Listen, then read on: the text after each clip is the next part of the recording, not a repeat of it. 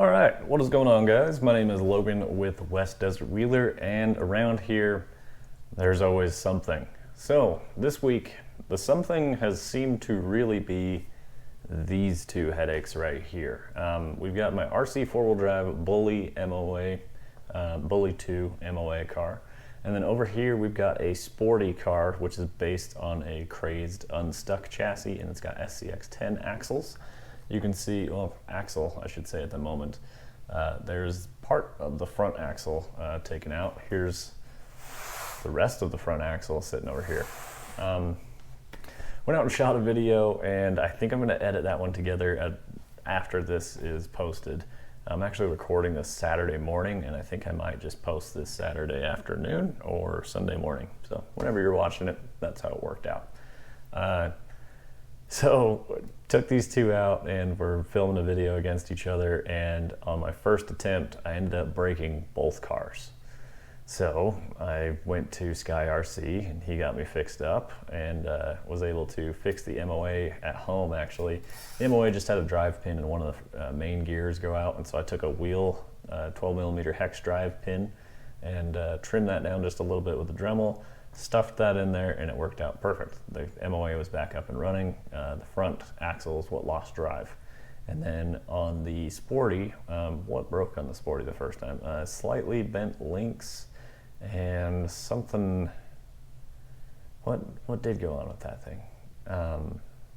Oh, no. I twisted my driveline in half and I snapped my CV axle in half. So yeah, pretty significant damage there on the sporty.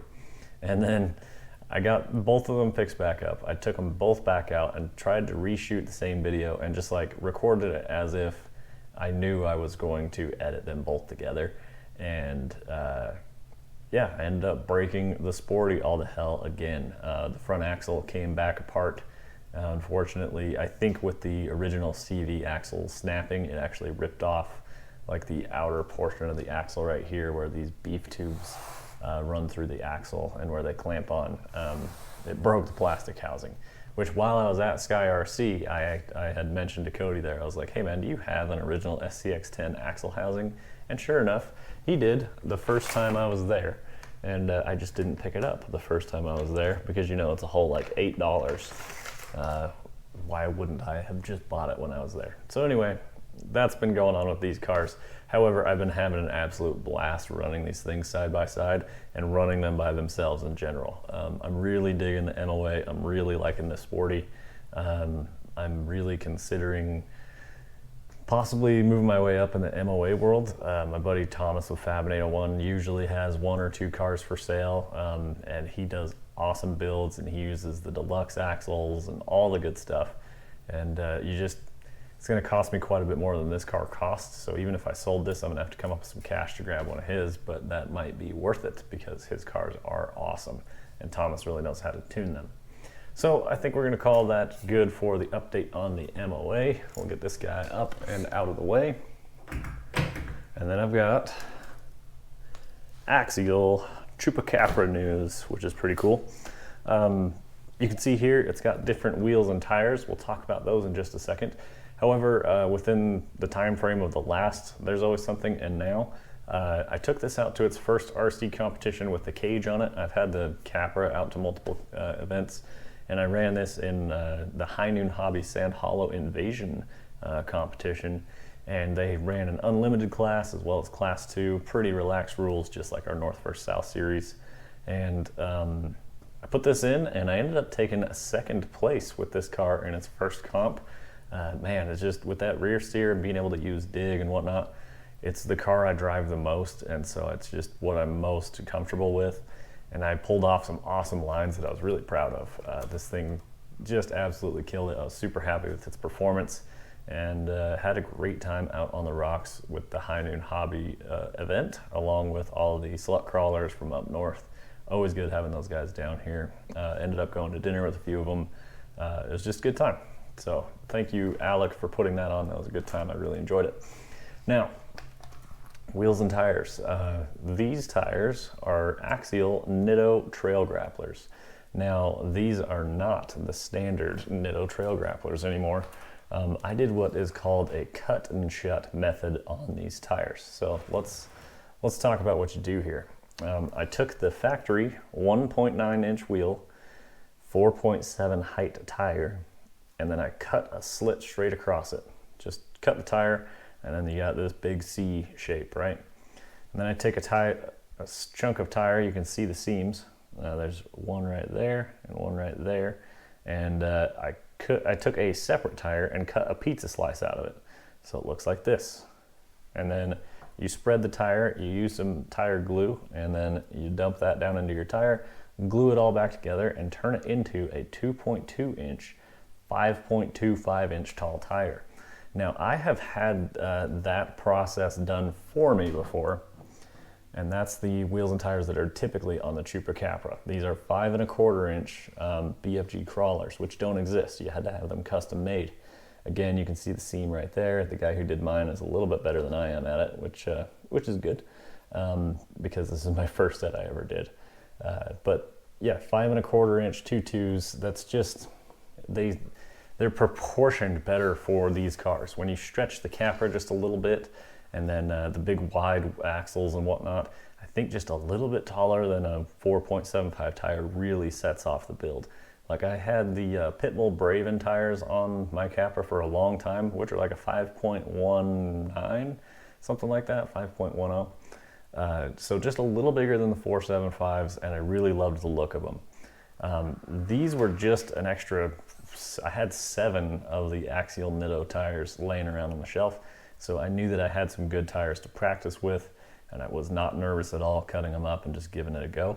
And they turned out really good. I'm pretty happy with that. So I went out and bought 6 crawlers because, unfortunately, you have to have the 4 tires that are going to be expanded, and then you also need a sacrificial tire that you cut up. So you have to buy 3 sets of tires. So you have to have a total of 6 tires because Proline doesn't sell individuals, obviously. So I'm hopefully going to end up with a spare crawler, which is good because I have 4 different cars that run crawlers. So having a spare tire is not a bad thing. And then at the end of it, I should have my own cut and shut 5 1/4 BFG crawlers, just like that. So it's a cool process. I'm enjoying learning about that and doing it myself. It's very time consuming, and I've glued my fingers together once or twice now. You got to watch out for that. That tire glue is pretty potent stuff. The brand I'm using is AKA Tire Glue. It's one of the most common questions I got when I put that up on my Instagram. So messing with that, you guys may hear more about that in the future. I bought a set of Hyrax Predator tires, and then I bought the G8 compound BFG crawlers. But I was talking to one of my buddies. By the time you buy all the tires and then you pay somebody for labor, it's a very expensive setup because you're buying 6 tires plus labor. So just so you guys are aware, like, the crawlers retail right now are like 33 bucks. So you buy 3 sets, you're almost $100 right there. And I paid someone $70 to have them convert my tires. So these are like $170 tires that I know that I'm going to wear out because I drive a lot. Now, it sounds ridiculous and crazy, but I really wanted them. So, you know, sometimes you do what you got to do. So now I'm trying to learn the skill for myself so I don't have to pay that extra 70 on top of the tires. So enjoying it though, new skill, it's pretty fun. Chupa is doing awesome, really happy with it. Actually, that's not true at all. The dig unit in my Chupa Capra right now is giving me fits, and I cannot get this thing to stop doing whatever it's doing. I have a Vanquish 3-gear transmission with a Vanquish Hertz V3 dig unit in here. Got a full-size Spectrum servo in there, and it's not a cheap one, it's a good one. It's the 6250. This is a 6280. 6250 is a little stubby guy, and it's hidden in the back here. And the dig unit is slipping on me, but it's slipping on me when I'm trying to engage 4-wheel drive. So as I'm trying very steep climbs, the front tires will rotate and the rear tires will sit there, and I can hear the gears slipping on each other. And it's a very grinding, awful noise that I really don't like. And this car's giving me issues. I've torn it apart 2 or 3 times now, and I can't seem to figure it out, so I might just get the dig rebuild kit and see if that's what's going on.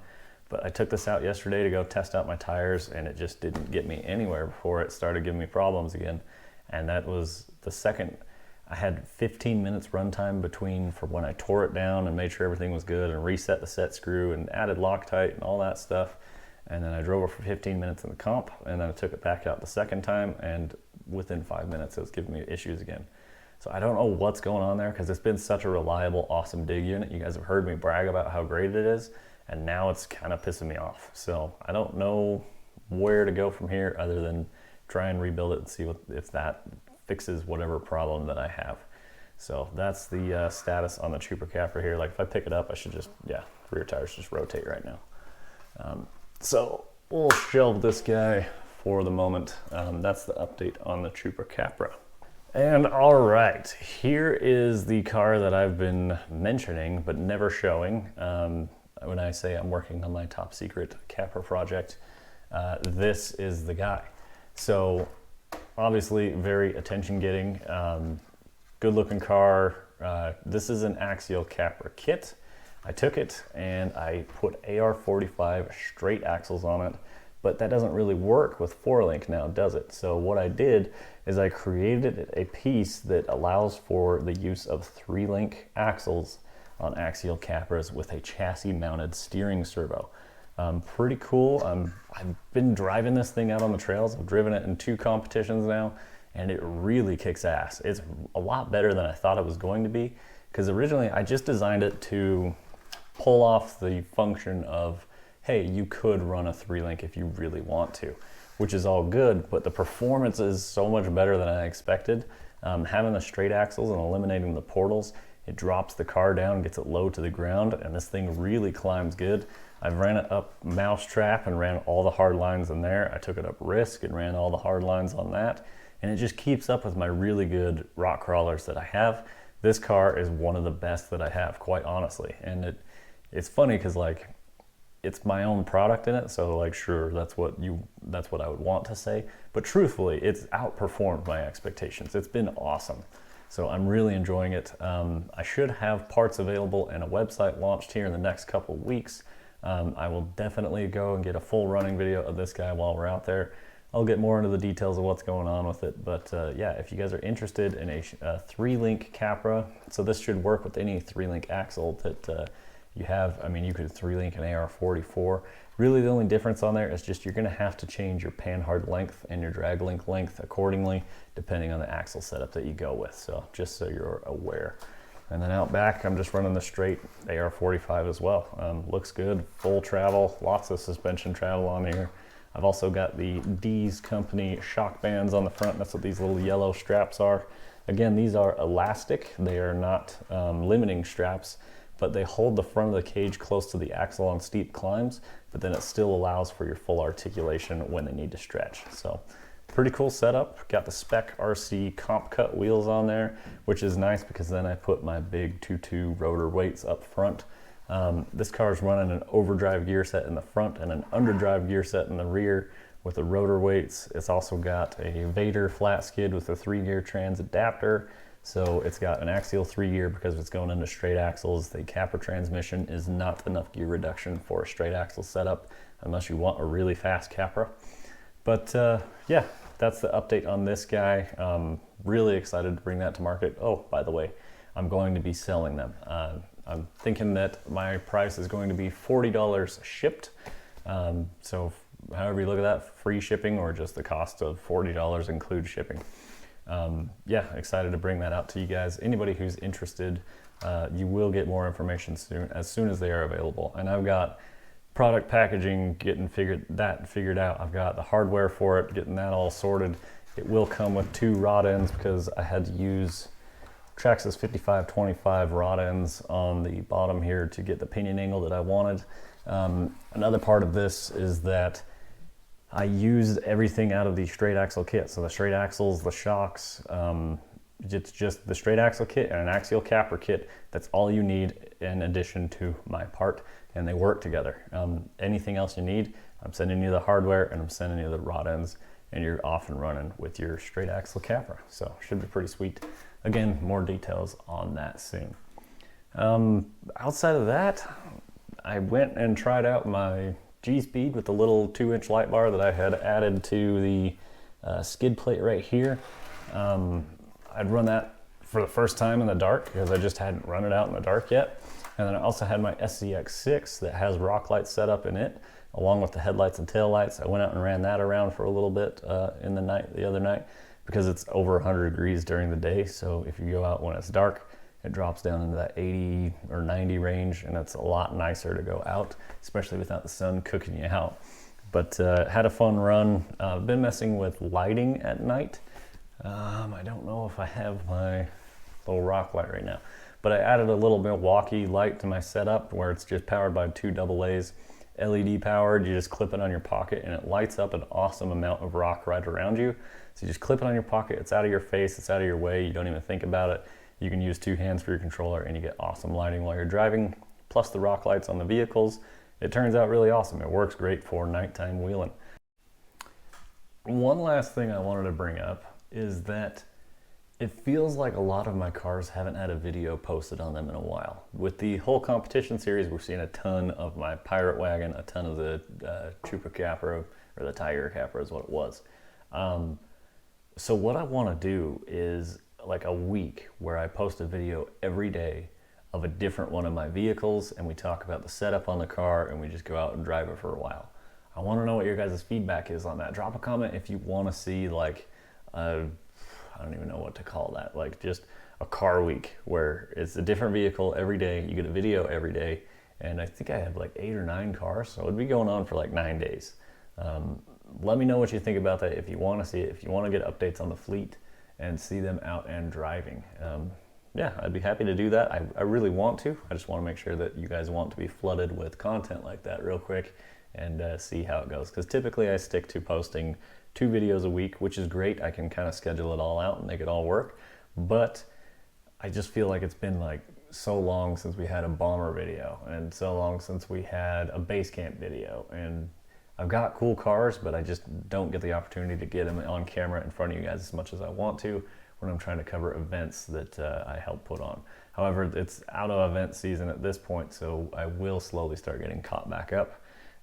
Yeah, if you're interested in that, be sure to drop a comment. So I think we're gonna call it good from there. I hope you guys enjoyed the video. I greatly appreciate your time. Like I say around here, there's always something. Thank you very much for watching. Hit the affiliate links down below. Keep an eye out for my new product launch, which will be available. I'm not doing any like crazy new product name or anything. I think it's just gonna be WDW Parts, is probably what the packaging is gonna say.